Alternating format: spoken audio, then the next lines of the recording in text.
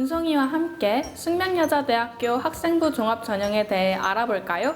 숙명인재 1 서류형과 숙명인재 2 면접형은 어떠한 차이가 있나요? 숙명인재 1 서류형과 숙명인재 2 면접형은 전형 방법과 제출 서류가 다릅니다. 숙명인재 1 서류형은 서류 심사 100% 전형으로 면접이 없습니다. 그리고 또 하나 중요한 것이 있는데요. 바로 자기소개서가 없다는 것입니다. 지원자는 학교생활기록부만 제출하면 됩니다. 숙명인재 2 면접형은 1단계 서류 심사 100%로 모집 인원의 4배수에 해당하는 학생들을 선발한 후 1단계 성적 40%와 면접 60%의 점수를 합산하여 최종 합격자를 선발합니다. 면접형은 자기소개서를 제출하는데요. 대신에 자기소개서 공통문항 3개만 작성하시면 됩니다. 아울러 소프트웨어 융합인재 전형도 숙명인재 2 면접형 전형과 동일한 방식으로 평가가 진행됩니다. 면접일은 수능 이후 12월 12일과 13일로 수능 전 면접 준비에 대한 부담 없이 지원하실 수 있습니다. 서류형의 경우 1단계 선발 인원이 없어서 부담스러운 점이 있습니다. 최초 합격자가 아니면 합격 기회가 줄어드는 것은 아닐까요? 아닙니다. 일반적으로 면접이 있는 전형의 경우 1단계 선발 인원을 모집 인원의 3배수로 선발하는데요.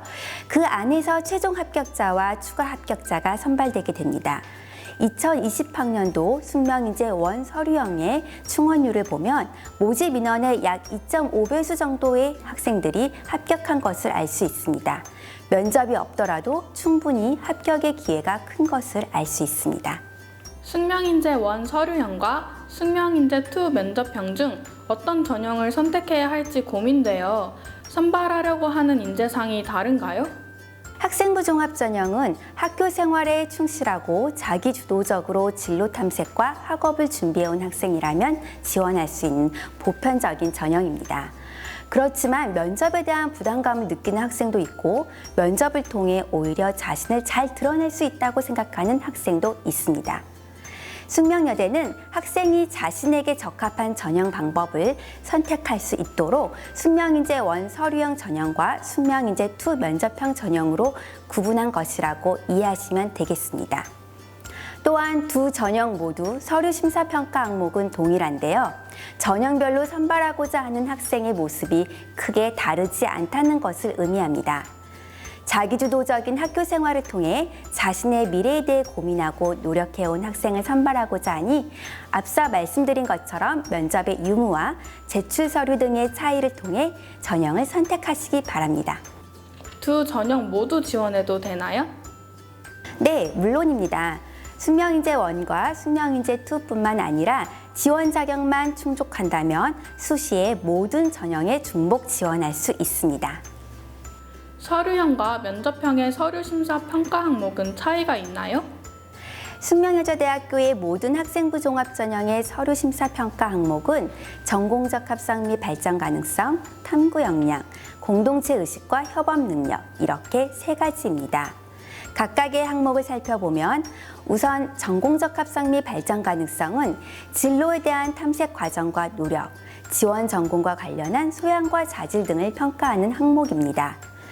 탐구 역량은 기본적인 학업 수학 역량 평가와 더불어 교과, 비교과에서 이루어지는 탐구 활동에 대한 관심과 자기주도적인 학습 태도 등을 통해 평가가 이루어집니다. 마지막으로 공동체 의식과 협업 능력은 공동체의 목표 달성을 위해 구성원의 협력을 이끌어낼 수 있는 역량과 타인의 의견을 존중하며 소통하는 역량 등을 평가하는 항목입니다. 평가 항목은 동일하지만 반영 점수에는 차이가 있습니다. 숙명인재 1 서류형은 전공적 합성 및 발전 가능성 500점, 탐구 역량 300점, 공동체 의식과 협업 능력 200점이고 그 외 나머지 학생부 종합전형은 모두 전공적 합성 및 발전 가능성 300점, 탐구 역량 500점, 공동체 의식과 협업 능력 200점으로 정해져 있습니다. 학교 생활기록부와 자기소개서의 반영 비율이 정해져 있나요? 자기소개서가 없다면 학생의 역량을 드러낼 기회가 줄어드는 것은 아닌가요? 학생부 종합전형은 각각의 제출 서류별로 정해진 반영 비율이 없습니다. 자기소개서는 학교생활 기록부에 기재된 내용에 한해 작성할 수 있는데요. 물론 본인의 진로에 대한 고민이나 활동을 통해 성장하고 느낀 점 등을 작성할 수 있습니다. 자기소개서를 별도로 평가하는 것이 아니라 학교생활 기록부에 드러난 학생의 역량과 특성을 자기소개서와 함께 확인하는 방식으로 평가하기 때문에 자기소개서 없이 학교생활 기록부만으로도 충분히 평가가 가능합니다. 진로 희망이 계속 바뀌거나 지원 전공과 관련된 활동이 적은 경우 평가에서 불리하지는 않을까요? 지원자들은 전공 적합성을 전공과 직접적으로 연관된 비교과 활동이나 전공에 관한 외부 활동으로 오해하는 경우가 많은데요. 입학사정관은 지원자들이 흔히 생각하는 동아리 활동이나 봉사활동과 같은 창의적 체험 활동 외에도 세부 능력 및 특기사항, 독서 활동 등 학교생활 기록부의 다양한 영역을 토대로 전공 적합성을 평가합니다. 수업 시간 중 발표와 토론, 주제 탐구 등에서 본인의 진로와 관련된 관심사를 드러내어 깊이 있게 사고를 해본 경험이 있다면, 그리고 관심 분야의 방과후 수업을 이수하거나 공동 교육과정 등에 참여해 보았다면 이러한 활동에 관한 학교생활 기록부 내용들도 지원자의 관심과 해당 분야의 역량을 확인할 수 있는 전공 관련 활동으로 볼 수 있습니다. 따라서 전공과 관련된 활동을 교과, 비교과 활동으로 구별하여 어렵게 생각하기보다는 학교생활 전반에 걸쳐 수행한 활동과 연결지어 살펴볼 수 있다는 점을 기억했으면 합니다.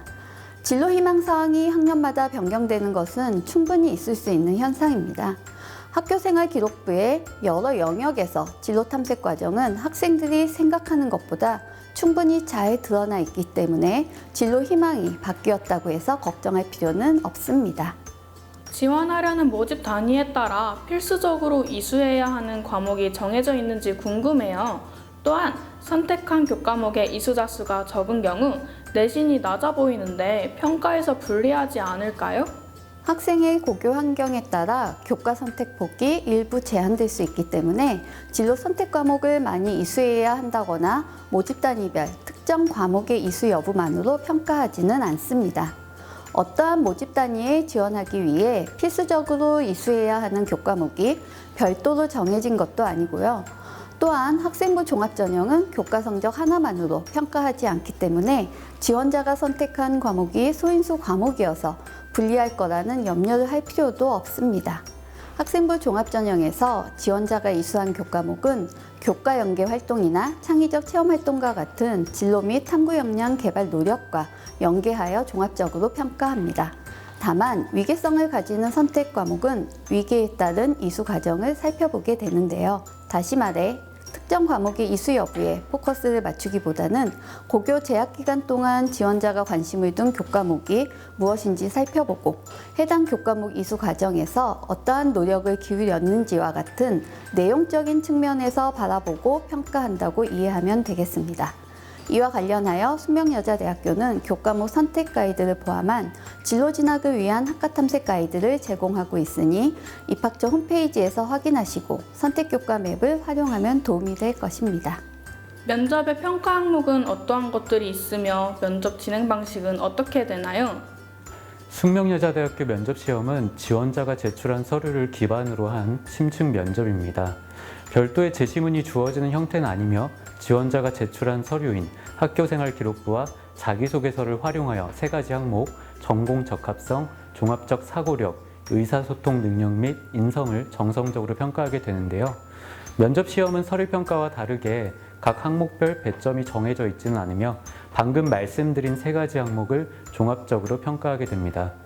면접 진행 방식은 학생 1인당 평가위원 2명이 참여하게 되는 개별 면접 형태로서 면접 시간은 1인당 10에서 15분 내외로 진행이 되고요.